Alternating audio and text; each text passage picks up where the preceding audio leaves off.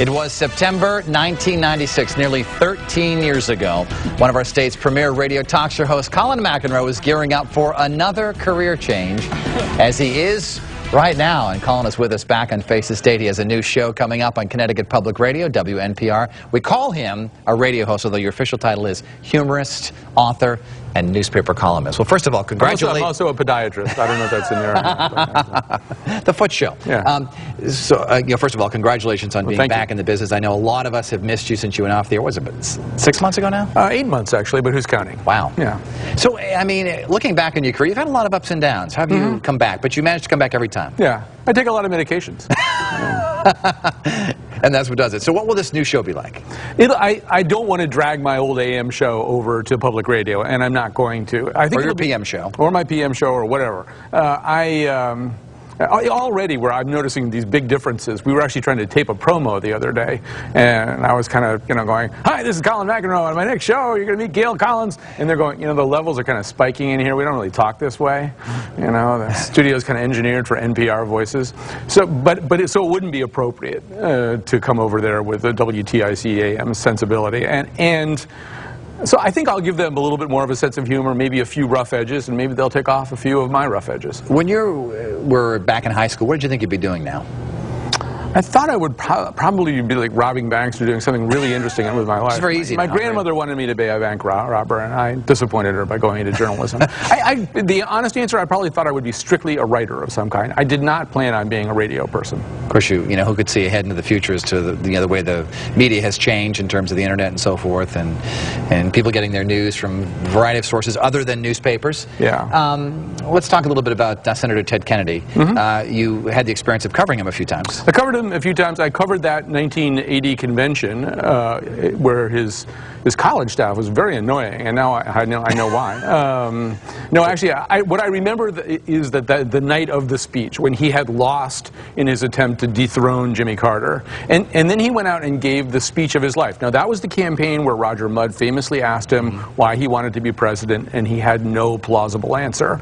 And he had stumbled and been inarticulate during the campaign. He went out and gave really one of the greatest political speeches I have ever heard anybody give. It is a legend now. And I was watching it there in Madison Square Garden thinking, you know what? He didn't really want to do this. He felt some obligation to do this, to run for president. And when the pressure was off, he became brilliant. I think that's one thing that I notice about Kennedy. The other one is, actually, this is going to sound kind of esoteric, but today I actually dragged out Thomas Moore's book, Care of the Soul, just to think about Kennedy a little bit, because everybody always talks about the flaws and the dark side, and some people talk about those things as though they really almost negate all of his subsequent greatness.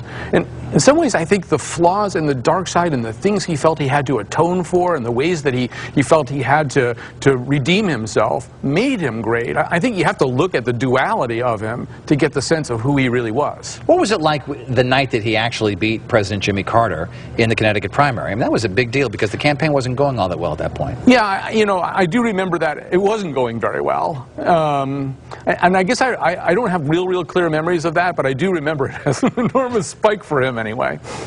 Let's talk a little bit about, you've mentioned Lowell Weicker, former senator, former governor, actually had a pretty good friendship with Senator Kennedy. Weicker still talks to me occasionally, and he always talks about Kennedy with tremendous affection. Weicker likes a guy who fights, and if you want Lowell Weicker to like you, if you line up with him and you stay with him right to the end of the battle, win or lose, that's how you win his trust and admiration. So it wasn't ideology so much, although they did agree on some pretty important issues. But it's more, he liked the way that, if you got Ted Kennedy's commitment to do something, it would not waver. Looking back in your career, what do you think is the highlight has been? Well, Face the State. Well, of course. Probably, And CT 93 and 4. Just building up some B-roll here has been all... I guess I don't really think that way. What I think is that doing a radio show is really fun, and it's probably a sense that you share with a TV show. There are days where you walk out of the building and you say, that's what I wanted to do. That's really what I wanted to do that day. And I guess the other thing that I would say is, I always tell high school groups, I hope you get a job that uses everything that you can do. I always feel like it would be a shame to go home every day thinking, boy, there's all this stuff I know how to do it. Nobody really ever asks me to do it. And one thing I like about radio is first of all, I have almost no social skills whatsoever, so it's good that I'm in a room where people can't see me. But then everything else I can do gets used. My sense of humor, thinking on my feet, anything I can do with my voice, perceptions I have. I feel at the end of a show I'm pretty tired in a really good way. In the past, when you've had setbacks, the community's always rallied to your side. Your fans have always come out of the woodwork to support you. I pulled out this soundbite from our archives. This is a woman who put together a little campaign to save your job back in 1996. Please listen. We are fighting to preserve the quality of our airwaves. Colin was here first. He's a local cultural icon, and we want to keep him here. A cultural and local icon. That, of course, is... God, I look like Ted Kaczynski in that picture, too. That is now my girlfriend. So it worked out very well. Good looking, actually. Yeah. Very accomplished woman. Let's talk about... Actually, she doesn't look that different now. I look about 150 years older. Well, you know, men, we go gray a whole bit over time. Let's talk about Dominic Dunn. Hartford native, lived in Hadlime as well. Recently passed away. Passed away this week as well. How well did you know him, and what was his...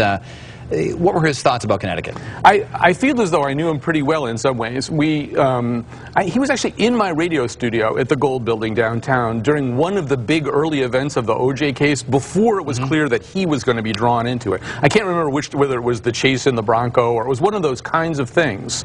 And I remember him being really excited and kind of galvanized by this, but none of us had any idea how important it was going to be to him.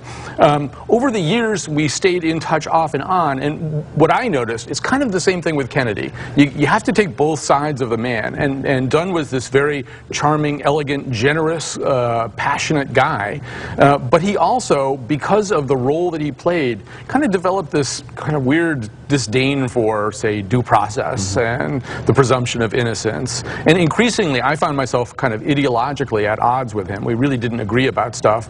So when we got to Moxley Skakel, where I didn't really like the role that he played, I wrote a column that infuriated him. And one thing about Dominic Dunn is when he got mad at you, it wasn't like Weicker like screaming at you, you know? And then about an hour later, he's forgotten the whole thing. When Dominic Dunn got mad at you, he stayed pretty mad at you. Well, those were the good old days. In fact, I was on your show a few times many, many years ago with my coworker, Virginia Child. We were always the last-minute fill-in guest because back then... That's not true. You were a big get at all times. Well, WTSC Radio, of course, was right downtown, and WFSP was downtown, and now that we're in the office parks, if you need a last-minute guest, it's a squirrel from the parking lot. Right. All right. Colin McEnroe, best of luck with your new show. Thank you, sir. Thank you very much. We'll see you again.